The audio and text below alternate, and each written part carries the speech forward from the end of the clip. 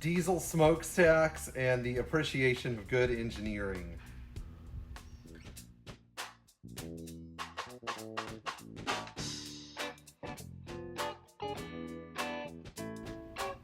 So, I don't go on Facebook very much because it's not mentally healthy for me. In fact, I don't think that Facebook is a healthy thing at all. I don't know even why I have a Facebook account, but if you ever try to get in touch with me, don't use Facebook. Try to email me or call me, because I just hate Facebook so much. So every time I go on Facebook, I end up getting sucked into a hole. And there's this guy named Spencer who lives in outside of Las Vegas, Nevada, which is basically the desert where you don't want to have a car break down because you might get eaten by an animal. Who's making these diesel smokestacks for 300D turbos. So he goes in the 123 Facebook group and advertises these stupid things. And this whole thing, which made me really angry, got me thinking about a couple of things. And these are arguments that only an intelligent person would understand. So if you're one of those people that likes to roll coal, bro, and you like your Mercedes diesel with the giant hole in the hood, maybe you should turn this off because I'm probably going to insult you.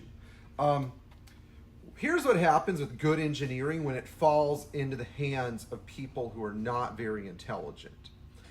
Granted, if you bought a Mercedes diesel in the 1980s, like in 1985, you went and bought a 300 SD, you had to be doing something right. You had to be a smart, successful person. Maybe you had an inheritance, but you were still probably a well-educated person. You understood that there was a fundamental difference between a Chevy Chevette and a Mercedes 300D, or an AMC, or a Chrysler anything, and a Mercedes 300D turbo.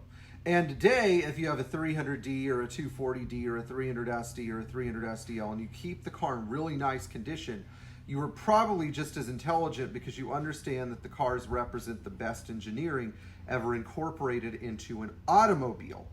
But there's a group of people out there who like to cut the back end of their exhaust off, cut a hole in the hood, and then stick their exhaust up into the atmosphere so that they can just, rich in their fuel mixture and just blow tons of hydrocarbons out. Now, people think that I'm not like a very green-minded person because I run a classic car repair shop. That couldn't be further from the truth. Whenever I see somebody venting their crankcase gases into the atmosphere, I'm disgusted. Whenever I see somebody who's cut off most of their exhaust, which does act as a particulate trap on these diesels, into the atmosphere, I'm really just disgusted and horrified, especially when they're trying to make the thing crank out as much fuel as possible.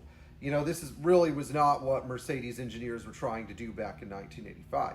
And so, much like disused nuclear weapons can fall into the hands of terrorists from third world countries who are stupid and don't know what to do with these weapons, this is what happens with Mercedes diesels when they fall into the hands of stupid people who just want to modify them and make these ridiculous and insane modifications. Now, I got in a lot of trouble on the group because I called these people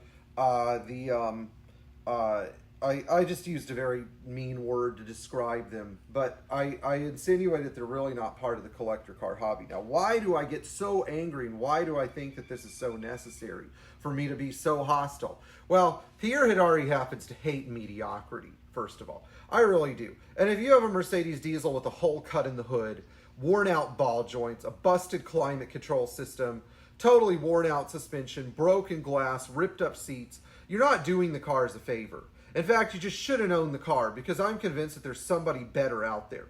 Now, the argument of these people is usually, the car ended up in the wrecking yard anyway, because they have this disposable car mindset. They haven't graduated the highly intelligent concept of the forever car.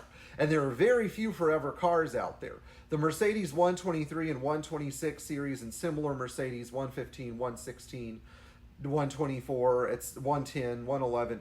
All those cars are forever cars because their wiring harnesses don't melt and their bodies were made of plenty of steel that doesn't rust, and the engines typically run forever. You might need a timing chain or at worst a valve job, but the engines do very well with routine maintenance.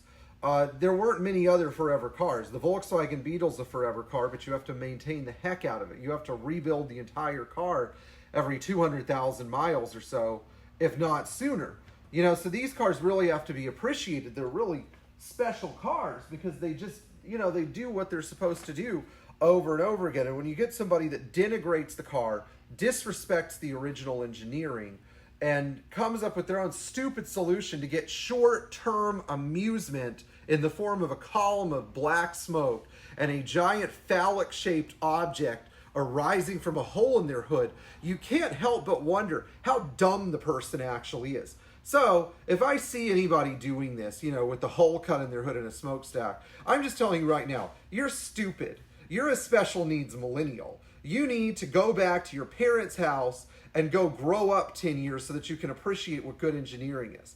And as for people like Spencer, Used Auto Services, et cetera, that spend their time selling junk that's taken off of cars that could have been restored, you know, on Facebook Marketplace because they're trying to make a buck, you know, commit yourself to something realistic. Find a hobby that involves creating something, not destroying it. Find something to do that doesn't involve the pursuit of $35 here and there.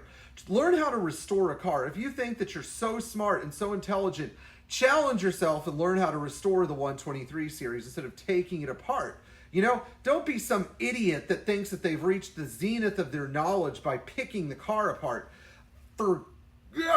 I just hate you people. I just absolutely can't stand you guys. And there is a side to Pierre Hedary that's mean and nasty, and this is it, the side that hates mediocrity.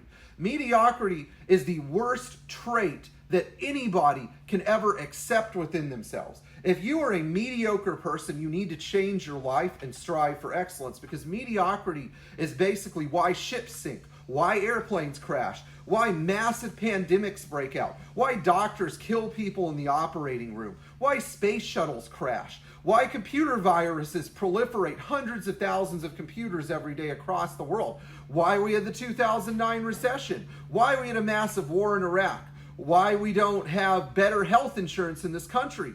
It's all tied to mediocrity. And if you are a mediocre smokestack wielding, coal rolling bro who thinks that they've got a good thing going and they're aspiring to some sort of stupid trend because they have no freaking identity, then you are a mediocre person and you suck. Anyway, hope you enjoyed my rant. If you didn't like this video, too bad. Don't leave a comment, because I will make a comment announcing to everybody on my YouTube page how stupid you are for disagreeing with me. Because this is a subject where I'm right, and you don't have the right to do this to these cars.